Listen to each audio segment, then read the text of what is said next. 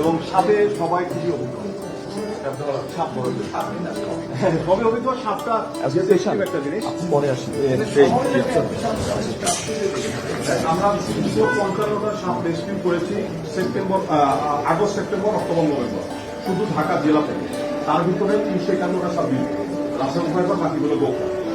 এত সাপ ঢাকা সিটিতে এটাকে কল্পনা করতে হবে। কারণটা হচ্ছে, যেমন ধরে বড় সিটি আজ থেকে 30 বছর আগে দেখলে এই কোন এলাকা ছিল না, একটা ওয়েটল্যান্ড ছিল, বিজেপির সব ওয়েটল্যান্ড ছিল। আটবার নগর নতুন এলাকা, উত্তর রাজ্য এলাকা, আন্দোলন নতুন এলাকা, আগে ওয়েটল্যান্ড ছিল। ওই এলাকাগুলোতে সাপ যে যখন এটাকে মাটি ভরাট করে বাসস্থান তৈরি করছে, ওই এলাকার যে সাপগুলো আছে ওরা বের হতে পারবে। ওখানে তাদের জায়গাটা সংকুচিত হয়ে আসছে, ওরা ওর ভিতরেই এই বক্তব্যগুলো নিচে থাকে।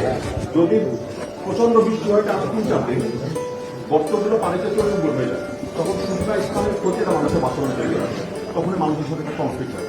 আগে মানুষ দেখে সাপ মেরে ফেলতো, বা চুপি সারে সাপ মানুষকে কামড়ে আহত বা মেরে ফেলতো।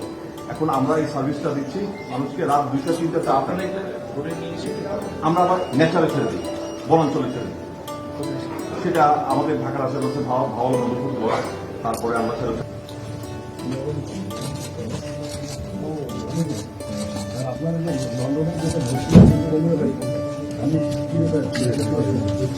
ওটা এখানে যে ছবিটা আছে, হ্যাঁ ওটা আমার বিড়াল, ওটা একটা মসজিদে জুম মসজিদে আমি গিয়েছিলাম।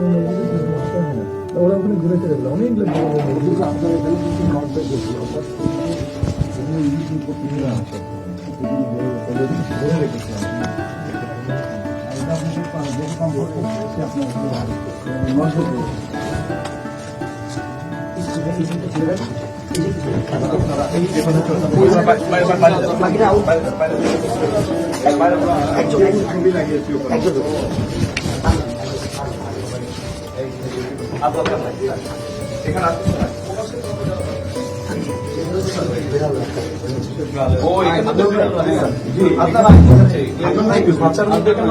এটা মানে খাতার মধ্যে চলে যাবো ট্রিটমেন্ট করার জন্য আমরা এখানে রেখেছি।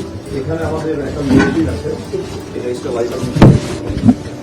এটা হচ্ছে যখন সার্জারি করবে যে নাইফ সেটিগুলো আছে,